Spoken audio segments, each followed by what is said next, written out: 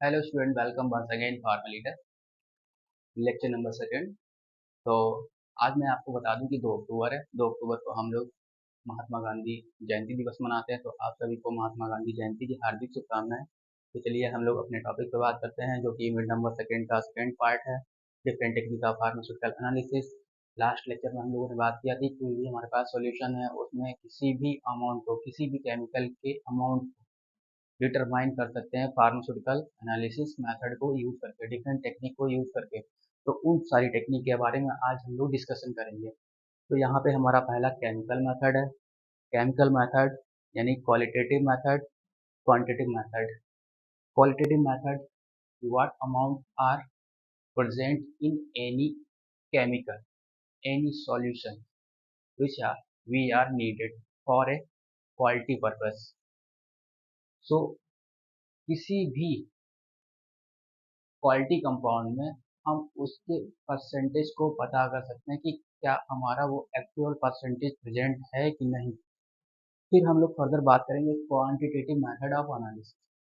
Quantitative method of analysis basically depend करता है कि how much amount are present in that solution. तो यहाँ पे हम लोग अमाउंट की बात करेंगे, क्वांटिटी की बात करेंगे, उसको डिटरमाइन करेंगे। उसको डिटर्मिनेशन करने के लिए हम लोग यहाँ पे डिफरेंट टेक्निक यूज कर रहे हैं, जो कि हमारी वॉल्यूमेट्रिक एनालिसिस है, ग्रेविमेट्रिक एनालिसिस है।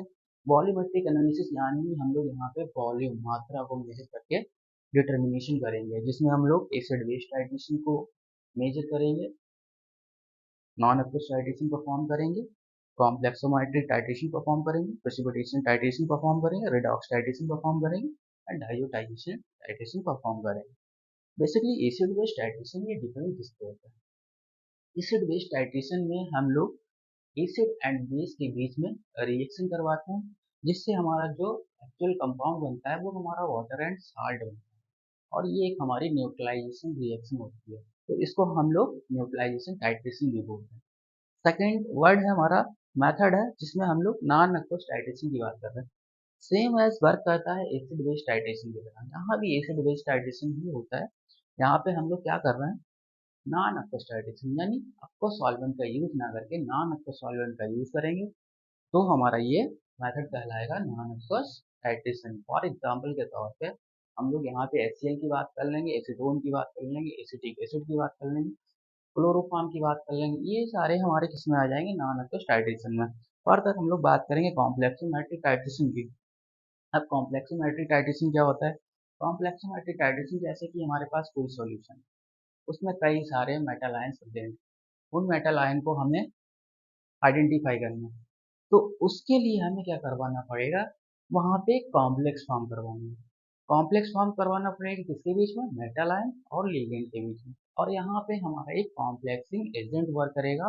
फॉर एग्जाम्पल के तौर पे हमारा EDTA, ethylene diamine tetraacetic acid, वो हमारा यहाँ पे as a complexing agent work करेगा, कॉम्प्लेक्स फॉर्म करवाएगा। कॉम्प्लेक्स फॉर्म होने की वजह से हम लोग किसी भी मेटल आयन की कंसंट्रेशन को डिटरमाइन कर सकते हैं। उसके बाद हम लोग बात करेंगे प्रेसिपिटेशन टाइट्रेशन यानी PPT फॉर्मेशन। PPT यानी इनसॉल्युबल कंपाउंड फॉर्म होगा हमारा, इसमें कोई भी सॉल्यूशन है उसमें।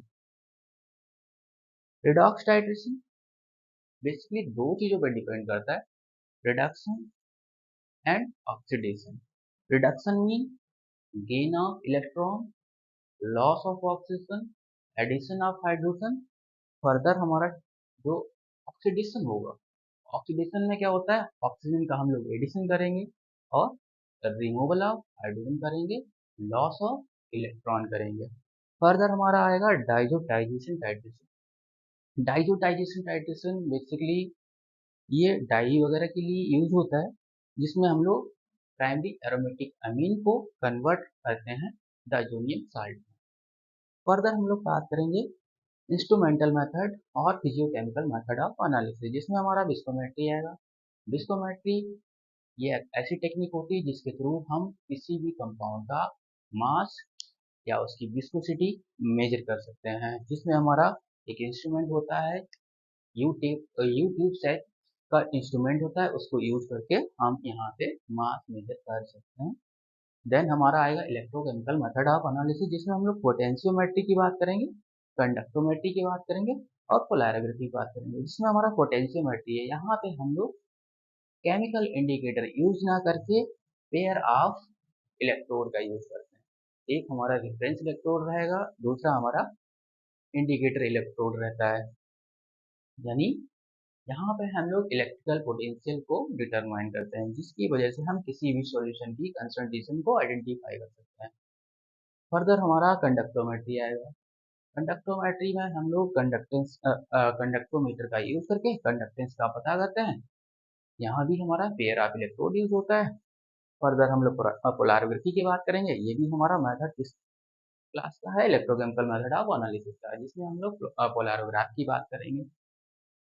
यहाँ भी हमारा पेयर ऑफ इलेक्ट्रोड यूज होता है, reference electrode and indicator electrode.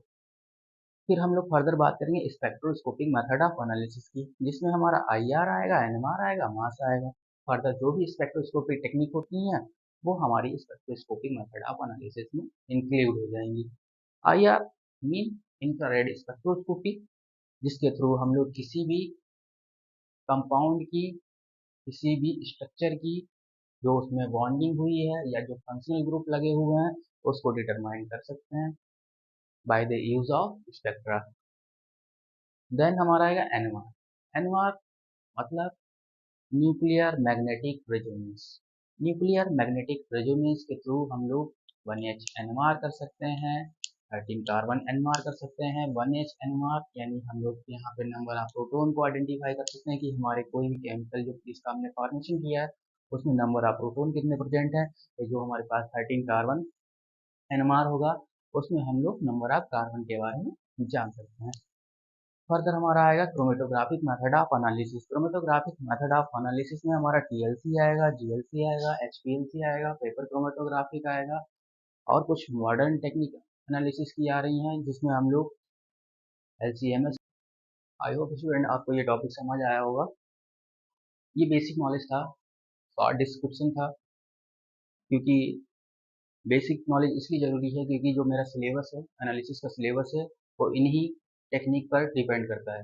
जो 5वीं यूनिट है हमारी वो इलेक्ट्रोकेमिकल मेथड ऑफ एनालिसिस पर डिपेंड कर रही है, और जो हमारी स्टार्टिंग की 4 यूनिट है वो हमारी केमिकल मेथड ऑफ एनालिसिस पर डिपेंड करेंगे, जिसमें हमारा acid base titration, non aqueous titration, gravimetric analysis, complexometric titration, precipitation titration, redox titration and diazotization titration include रहेगा। Thank you.